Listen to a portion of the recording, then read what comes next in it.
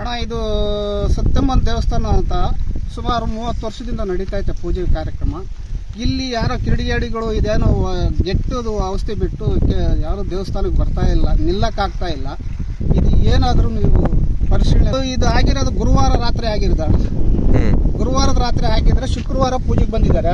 ಶುಕ್ರವಾರ ಪೂಜೆಗೆ ಬಂದಾಗ ನಾವು ಯಾವುದೋ ಬಾಬಾಯಿನ ಹಬ್ಬದಾಗಿದ್ವಿ. ಬಾಬಾಯಿನ ಹಬ್ಬದಾಗಿದ್ರೆ ನಾವು ಇದಕ್ಕೆ ಕಮಿಟಿದಾರು 8 ಜನ ಇದ್ದೀವಿ. 8 ಜನನೂ ಬರೋಕ್ಕಾಗಲಿಲ್ಲ. ನಾನು ಒಬ್ಬನು ಬಂದಿದ್ದೆ, ನೋಡ್ಕೊಂಡು ಹೋದೆ. ತಿರ್ಗಿ ಎಲ್ಲರಿಗೂ ತಿಳಿಸಿದ್ದೀನಿ. ನೆನ್ನೆ ಎಲ್ಲ ಪಿಡುಗು ಅವ್ರು ಎಲ್ಲ ಹೇಳಿದ್ದೀನಿ. ಹೇಳಿದ್ರು ಅವ್ರು ಬಂದು ಏನು ಕ್ರಮ ತಗೊಳ್ಳಿಲ್ಲ. ಇದು ಪೊಲೀಸ್ನವರು ಬಂದಿದ್ದಾರೆ, 2 ಸತಿ ಬಂದಿದ್ದಾರೆ ಪೊಲೀಸ್ನವರು. ಅವರು ನೋಡಪ್ಪ ಇದು ಪಂಚಾಯತ್ ಅವ್ರು ಮಾಡಬೇಕು ಅಂತ ಒಂದು ಗಮನಕ್ಕೆ ತಂದರು.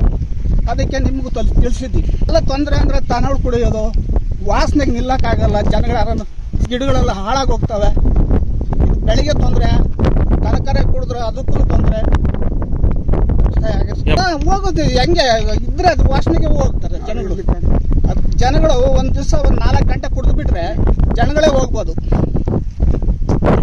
ನಮ್ಮ ಹೆಸರು ವೆಂಕಟಪ್ಪ ಅಂತ, ಮಾಜಿ ಅಧ್ಯಕ್ಷರು, ದೊಡ್ಡಮಾಲೂರು. ಮಧುಗಿರಿ ತಾಲೂಕು ದೊಡ್ಡಮಾಲೂರು ಗ್ರಾಮದ ಹೊರವಲಯದಲ್ಲಿ ಶ್ರೀ ಸತ್ಯಮ್ಮ ದೇವಸ್ಥಾನವನ್ನು ಸುಮಾರು 20-30 ವರ್ಷಗಳಿಂದ ನಾವು ನಡೆಸ್ಕೊಂಡು ಬರ್ತಾ ಇದ್ದೀವಿ. ಪೂಜಾ ಕಾರ್ಯಕ್ರಮಗಳು, ಅರಕೆ ಕಾರ್ಯಕ್ರಮಗಳು ನಡೆಸ್ಕೊಂಡು ಬರ್ತಾ ಇದ್ದೀವಿ. ಇದಕ್ಕೆ ಈ ದೇವಸ್ಥಾನಕ್ಕೆ ಸುಮಾರು ಒಂದು 12 ಜನ ಕಮಿಟಿ ಮಾಡಿಕೊಂಡಿದ್ದೀವಿ. ಕಮಿಟಿ ಮಾಡ್ಕೊಂಡು ಬಂದು ಪ್ರತಿ ವಾರ ಮಂಗಳವಾರ, ಶುಕ್ರವಾರ, ಭಾನುವಾರ ವಿಶೇಷ ಪೂಜೆ ಮತ್ತು ಭಕ್ತಾದಿಗಳು ಸುತ್ತಮುತ್ತಲಿಂದ ಬೆಂಗಳೂರು ಆ ಕಡೆಯಿಂದ ಬಂದು ಗಿರ್ಕೆ ಮಾಡ್ಕೊಂಡು ಆಗಿರುವ ಸಮಯದಲ್ಲಿ ಏನಾಗುತ್ತೆ ಅಂದರೆ ಮೊನ್ನೆ 15ನೇ ತಾರೀಕು ಬಾಬಾಯಿಂದ ಊರು ದೊಡ್ಡಮಾಲೂರಲ್ಲಿ ಬಾಬಾಯಿಂದ ಕಾರ್ಯಕ್ರಮ ಇಟ್ಕೊಂಡಿದ್ವಿ. ನಾವು ಕಮಿಟಿಯರೆಲ್ಲ ಅಲ್ಲಿ ಮುಂದೆ ನಿಂತ್ಕೊಂಡು ಬಾಬಾಯಿಂದ ದೇವಸ್ಥಾನದಲ್ಲಿ ಮಾಡ್ತಾ ಇರ್ಬೇಕಾದ್ರೆ ಕಾರ್ಯಕ್ರಮ ಮಾಡ್ತಾ ಇರ್ಬೇಕಾದ್ರೆ ಯಾರೋ ಕಿಡಿಗೇಡಿಗಳು ನಮ್ಗೆ ಆಗದಂಥವ್ರು ಯಾರು ಮಾಡ್ತಾ ಇಲ್ಲ. ದೇವಸ್ಥಾನ ಸುತ್ತಮುತ್ತ ಬಂದು ಹುಷಾರಿಲ್ಲ ಅಂತ ಯಾವ ಹುಷಾರಿಲ್ಲ ಯಾವ್ದು ದನ ಬೇಕಾಗ್ಬೋದು ಅಥವಾ ನಾವೇ ಯಾರಾದ್ರೂ ಕುಡಿದ್ರೆ ನೀರಿನ ಚಾನ್ಸಸ್ ಇಲ್ಲ. ಹಾಗಾಗಿ ನಮಗೆ ತೊಂದರೆ ಆಗ್ಬಿಟ್ಟಿದೆ, ತುಂಬ ತೊಂದರೆ ಆಗ್ಬಿಟ್ಟಿದೆ.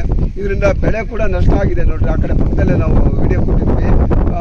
ಬೆಳೆ ಇದು ಕೂಡ ಮಾವಿನ ಗಿಡ ಎಲ್ಲ ಸುಟ್ಟಾಗಿದೆ. ಮತ್ತು ಎರಡನೇದಾಗಿ ಬೋರ್ವೆಲ್ ಕೂಡ ಹಾಕ್ಸಿದ್ದೀವಿ ದೇವಸ್ಥಾನಕ್ಕೋಸ್ಕರ. ಆಗ ಪಕ್ಕದಲ್ಲೇ ಗುಂಡಿಯಲ್ಲೇ ತುಂಬ ವಿಶ್ವಾಂತ ಇರೋದು, ಅದು ಎಣ್ಣಿಕೆ ಸಾಧ್ಯ ಇಲ್ಲ ಬಿಡ್ರಿ.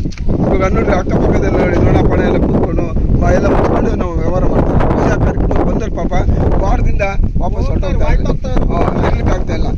ಇದರಿಂದ ನಮಗೆ ಯಾಕೋ ಒಂಥರ ಭಯ ಆದಾಗ ನಾವು ಆತಂಕ ಉಂಟಾಗ್ಬಿಟ್ಟು ಪೊಲೀಸ್ ಇಲಾಖೆ ಮತ್ತು ಗ್ರಾಮ ಪಂಚಾಯತ್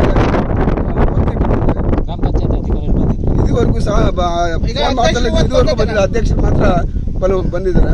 ಏನಂತ ವರದಿ ಕೊಟ್ಟಿಲ್ಲ. ದಯವಿಟ್ಟು ಏನು ಹೇಳ್ತೀವಿ ಅಂದರೆ, ದಯವಿಟ್ಟು ನಾವು ನಿಮ್ಮಲ್ಲಿ ಮನವಿ ಮಾಡಿಕೊಳ್ಳೋದು ಏನಂತಂದರೆ, ಇಲ್ಲಿ ಭಕ್ತಾದಿಗಳು ಜಾಸ್ತಿ ಬರ್ತಾ ಇದ್ದಾರೆ ಆಷಾಢ ಮಾಸದಲ್ಲಿ.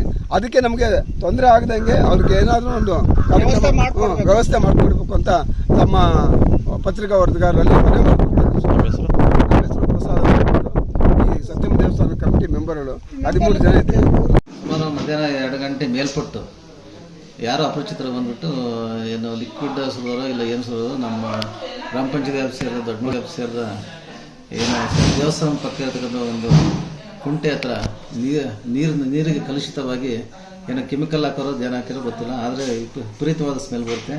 ಅದನ್ನ ನಾವು ಇವಾಗ ಮುಂದೆ ಟೆಸ್ಟಿಗೆ ಕೊಡೋದಕ್ಕೆ ನಾವು ಸಿದ್ಧತೆ ಮಾಡ್ಕೊಳ್ತಾ ಇದ್ದೀವಿ. ದೂರ ಇವತ್ತು ಕೊಡ್ತಾ ಇದ್ದೀವಿ. ಮತ್ತು ವೆಟರ್ನರಿ ಡಾಕ್ಟರ್ ಮತ್ತು ಸಂಬಂಧಪಟ್ಟ ಇಲಾಖೆಯವ್ರ ಹತ್ರನೂ ನಾವು ಕರೆಸ್ಪಾಂಡೆನ್ಸ್ ಮಾಡಿಬಿಟ್ಟು ಅದ್ರ ಬಗ್ಗೆ ಚರ್ಚೆ ಮಾಡ್ತೀವಿ. ಇವಾಗ ಇದು ಮುಚ್ಚೋಕ್ಕೆ ವ್ಯವಸ್ಥೆ ಮಾಡೋಕ್ಕೆ ಮುಚ್ಚೋದು, ಇಲ್ಲಾಂದರೆ ಬೇಲೆ ಹಾಕಿಬಿಟ್ಟು ಯಾರು ಹೋಗ್ದಂಗೆ ಏನಾದರೂ ವ್ಯವಸ್ಥೆ ಮಾಡೋಕ್ಕೆ ಕ್ರಮ ಕೈಗೊಳ್ತೀವಿ. ತಮ್ಮ ಹೆಸರು? ಗೋಪಾಲಕೃಷ್ಣ ಅಂತ.